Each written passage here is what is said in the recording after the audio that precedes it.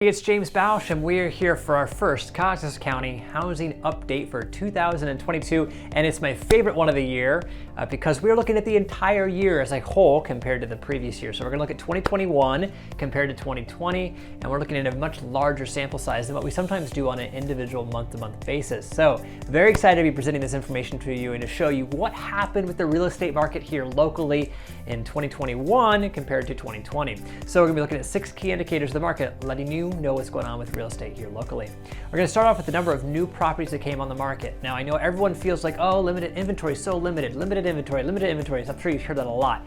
We actually saw more homes come onto the market in 2021 than we did in 2020.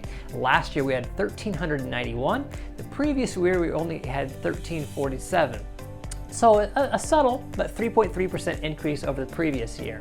Now, the buyer demand was very strong last year. The number of properties that sold was up 4.9% to a figure of 1,307, where in 2020 we only had 1,246 homes sell. So again, the buyer demand is very strong. Inventory is limited, but only because the buyer demand is so strong and the inventory can't keep up with the demand that is out there.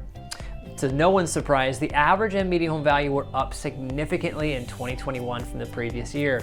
The average home value in Costas County for the entire year of 2021 was $290,101. So that was up over 13%, a 13.6% increase from the previous year where we were at $255,317. So again, if you owned a home in Costas County, the average home value went up 13.6% increase. Now, the median home value also up very strong, up to a figure of $217,000. From the previous year, we had $192,512. The only number we're going to look at today that went down over the previous year was the days on market. So how long is a home taking to sell in today's market? Last year, on average, we were at 29 days. The previous year, 51. So we had a 43% decrease in the amount of time that it took a home to sell on average here in the county last year. The final number we're going to look at is the sale price to list price ratio. So how much is a seller getting in comparison to what they were asking? As a whole, on average, for homes that sold in 1 day and homes that sold in 300 days, sellers were getting 99% of asking price. So very clearly in a seller's market. If you're curious to know what my predictions are for this year, 2022, check out our video with my predictions for what's going to happen.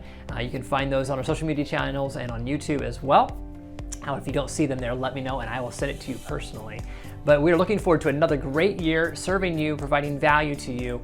We trust that you find these videos helpful. If ever anything else we can do for you, don't ever hesitate to reach out. It is an honor to serve our community here in this way. Look forward to seeing you every month here in 2022, providing this great data for you.